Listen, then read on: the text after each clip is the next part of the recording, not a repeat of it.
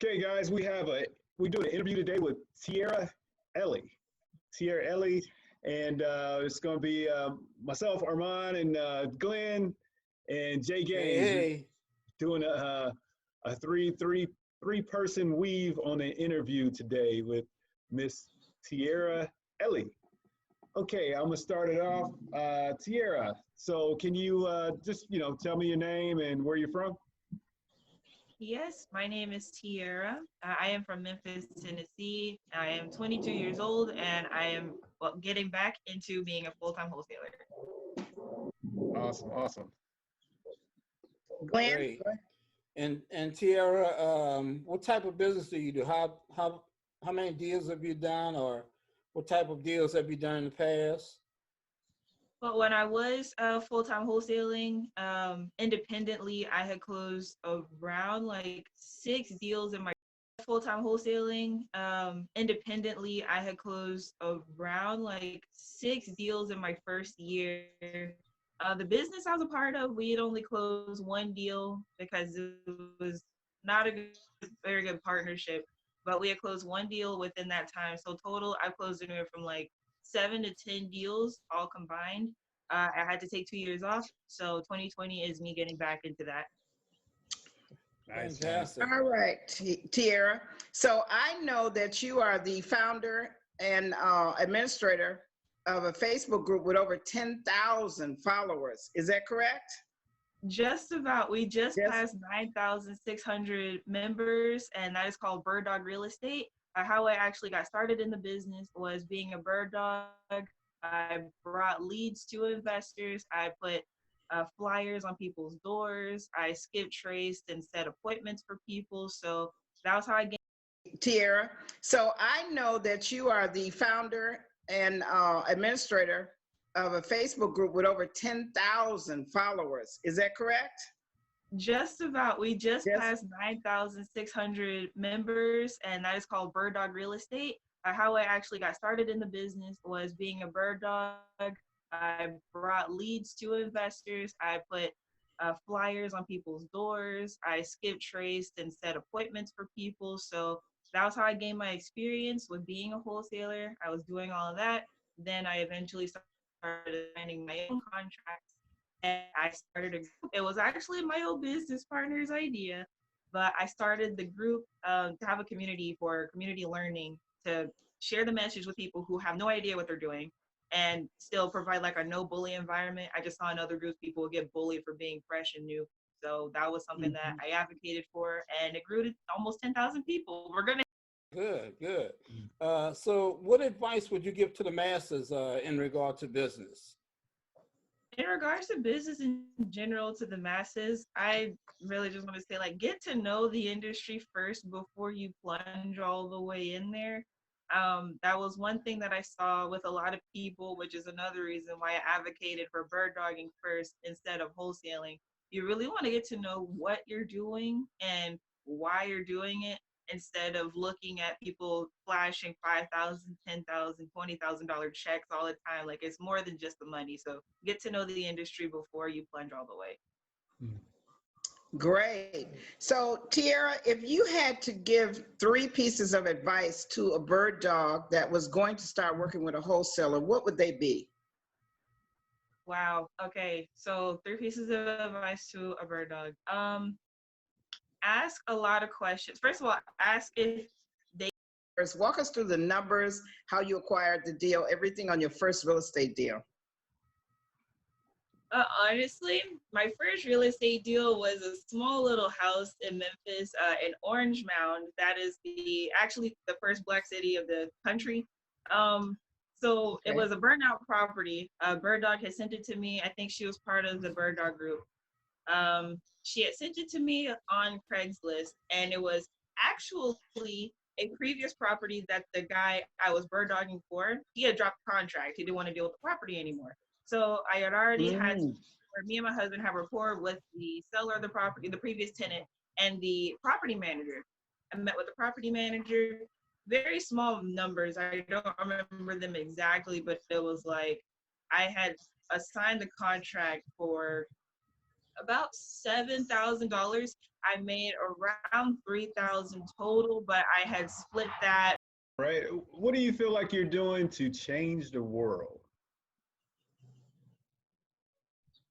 To change the world, I feel like I am being an example of someone who did not get a college degree, who can also be successful in the field they're in. So not only do I use real estate as far as wholesaling and teaching people about bird dogging, I also am a Mary Kay consultant. And I have another business that I don't want to talk about publicly yet because I'm just getting that one started. But I'm just following what I want to do and sharing my journey on YouTube, Facebook, and other social Nice, Great, nice. great, good, good. Mhm. So what you seem to be from the millennial generation. What would be your advice to millennials? Ironically, I'm a little bit younger than millennials. I'm part of Gen Z. I was born in Okay. 1997, Gen but Z. as I see the. Okay. Okay, I'll repeat it. Name 3 mentors in your life and the impact that they had on you. Doesn't necessarily Definitely have to be a Jay. real estate mentor, though. Oh, all my mentors are part of the real estate game because I think that was one of the main things. Jay Gaines, she's very, very involved. I think we did our first interview, it was either 1 or 2 years ago. About two And that years just gave ago. me the courage I needed 2 years ago, right. Yeah, definitely 2 years ago. Gave me the courage I needed to keep going in what I was doing, specifically in bird dog real estate, but also just as a woman in general, because like for some reason it was always a little bit difficult to work with women other than like I don't know. It was just a weird thing. So with Jay and she introduced me to Asia Cartwright, it was those two ladies. I kind of count mentor that I'm currently under. His name's Hamza Ibrahim. He is a real estate agent and wholesaler in Memphis, Tennessee. He kind of saw what I went through with my previous partnership. He wasn't in the details and whatnot, but he knew me and my husband when we were 20 years old, when we were just getting into it, and just seeing him how he is. I saw his schedule. He had like a hour by hour schedule of how he.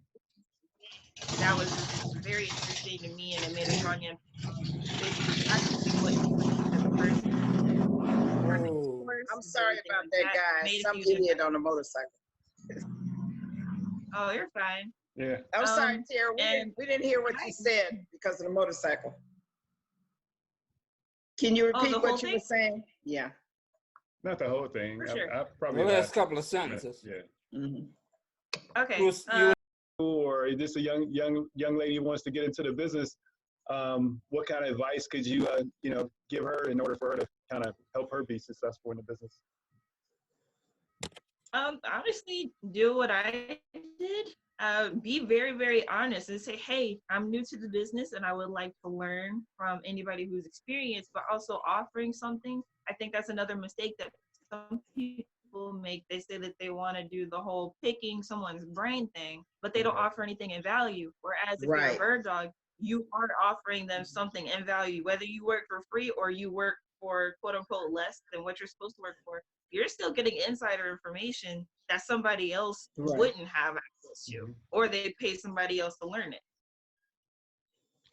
Exactly. Yeah. You know, going Great back to your comment about guys flirting with you and all of that. I've been in sales a long time, and always back to your comment about guys flirting with you and all of that. I've been in sales a long time, and always that's been a problem with young ladies that I've worked with, especially attractive young ladies that have had that problem with getting past that when they call on the male gender. But give us a little bit of information. What type of books do you like to read? What's one of your favorite books? Well, like piggybacking off of what you said, that was another reason why I love the fact that my husband was so heavily involved with the business with me. Because if I was single, I know it'd be a totally different story. But with the books that I like to read, I don't read a lot of books. I don't like to read a bunch of things. I know that kind of goes against what other people talk about, whereas like the average CEO entrepreneur reads 50 books a year. I don't think you have to read 50 books a year. I think you should read 50. Broker, have you given any thought to getting your license in real estate? Yes, I did want to get my license to sell a lower end real estate because it will be more of a heartfelt thing for me in the Memphis community because I know how things are. People like to go for the higher end properties because. So that was the original reason. But the reason now that I will be getting my license sometimes is because they're starting to roll out legal issues and bills and laws for Right. people to not be able to wholesale without a license at this point. Tennessee is like last to do anything, so I doubt we'll be hit with anything anytime soon. But it is on my to-do list to go ahead and get my license. I'll also be ahead of the game. Got it. And is that your original home, Tennessee? Memphis? Yes. Yeah. Got it. Yeah. Yeah, and I specialize in like lease options, land contracts, owner financing type of deals. Do you plan on adding that to your wholesaling business, like the subject to transactions, the owner financing transactions, or do you think that'd be helpful? Or I did think about lease options, and I do remember Jay and I had talked about this in our interview. When I first tried to do it, for one thing, I was doing too much at the time anyway.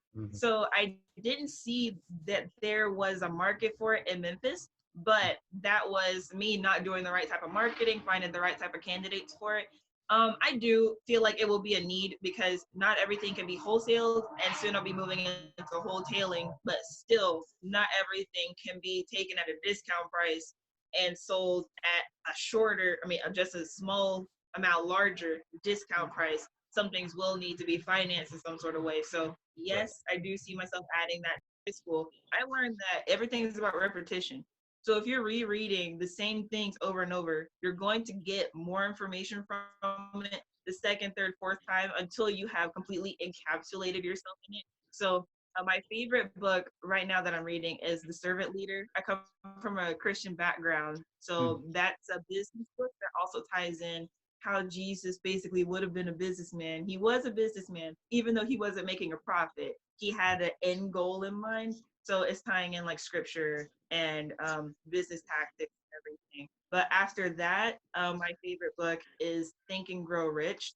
I love the fact that I just finished rereading it. We're living in the time that Napoleon Hill was talking about.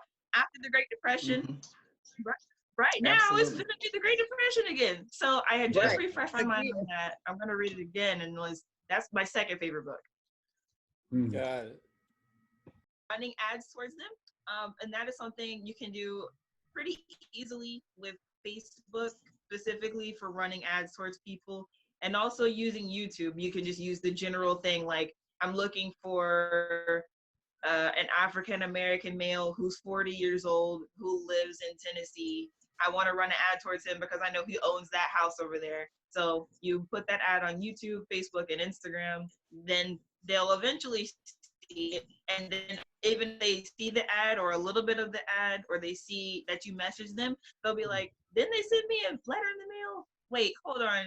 Didn't they call me the other day? Like something like that. So it's like more so memory rather than trying to get that lead to talk directly to you. Because people don't want to talk to each other anymore. Even with this whole social distancing thing, people don't really want to talk that much. So. Got it. nice. That's true. Absolutely. So I know a lot. And you got, just about 10,000 people to join that group. So, how did you go about doing that, marketing, and how long have you had the group?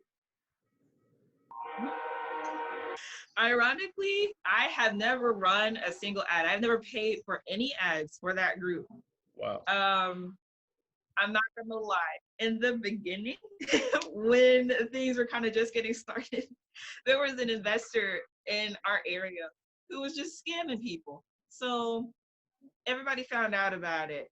And I kind of like used everyone like who was in the comments of different posts and everything. I would just kind of like tag myself in there and be like, hey, if you're new to investing, you can join my group. Like, we're not going to do this to you. And if someone does it to you and they're part of the group, I'm going to out them and then they'll be kicked out of the group. So we just kind of use that drama to get like people in there. That got us to a few thousand people. But how it got to almost 10,000, it's just organic. People invite a lot of people. I know Jay told me that she had invited some people. One of my, I didn't mentor him, but like I inspired him to get into real estate. He ended up buying a multi-million-dollar property in New York. He invites people into the group. So like people just like inviting different people to the group. They like to share different posts that are in the group, which is why I kind of like focused on not using my own profile that much. I would use the Bird Dog Real Estate page to post in Bird Dog Real Estate. So then people would share those posts, and then people would see Bird Dog Real Estate like twice. So look at that. They'll click on it. They'll either like the page or join the group. So just a lot of organic interaction. Nice. So you talk a lot about technology. Tell us what Hashtag. Tagging an account, you're tagging that account directly. So I'm not sure if I think you had saw the post the other day where I did tag my mentor. I tagged his actual profile, and then what if I was on Instagram, I would have been able to tag his Instagram page, but and directly, someone can just click on it and visit the page using a hashtag. They mostly work on Instagram more so than Facebook. I think Facebook will get into the hashtag system sometime later. They just have a lot of stuff going on, so they don't really need to push hashtags like that. For Instagram, a popular term is real estate investor. So if you click on the hashtag or type in search hashtag real estate investor, you'll be able to see everybody who's used that hashtag. So they'll have a picture of them with a hammer, or they have a picture book is Think and Grow Rich. I love the fact that we're like, I just finished rereading it. We're living in the time that Napoleon Hill was talking about. After the Great Depression, right now it's going to be the Great Depression again. So I had just refreshed my mind on that. I'm going to read it again, and that's my second favorite book. Got it. Absolutely. So Tiara, with everything that's going on with COVID, 19 and social distancing and being locked in the house and all that, what is your advice to your bird dogs as far as how they can still generate revenue? To be 100% honest with you, as far as them generating revenue, I hadn't figured that out. So I was telling them during this time, it's a good time to like use social media to get to know like buyers in the area, to get educated on, when things do open up, when people, investors are still having meetups in Memphis online, like through Zoom and everything as well. So getting to know people online, calling, you can still call and text and email people, offering to do things once COVID-19, or at least the quarantine is over, having that in order. So you will be in position once everything is ready to get going, then you'll be able to go ahead and start generating revenue after that point. But as of right now, I haven't figured out anything specifically. There are two guys, Max Maxwell and Q Quentin Flores. I'm a huge fan of him. They said that you can drive for dollars on the app Deal Machine. I figured this out a while ago. I called it scrolling for dollars a little while ago, where you go on Google Maps and you look at abandoned houses on the street. That's, little driving for dollars thing. It is very, very time consuming, and it's very and whatnot. I know Robert Kiyosaki was talking about how he got on Twitter, and his Twitter's been exploding recently because of the stuff he's been saying. So that is another way to connect with people, but it's just harder to see who does what, because a Twitter platform and description box and everything like that may be different from what you have on Facebook. On Facebook, you might have, I'm a real estate investor, entrepreneur, book writer, all that stuff. Where on Twitter, I mean, you can have those things too, but how will you know somebody else will have those things on their profile? How do you know that they're in that industry? How do you know to reach out? A lot of college students have their college that they're going to or the class they're graduating from. So class of 2021. So it's easier for me if I want to reach college students on Twitter to do something specifically. So with that, it's just easier to target younger people on Twitter, I think, in my own experience.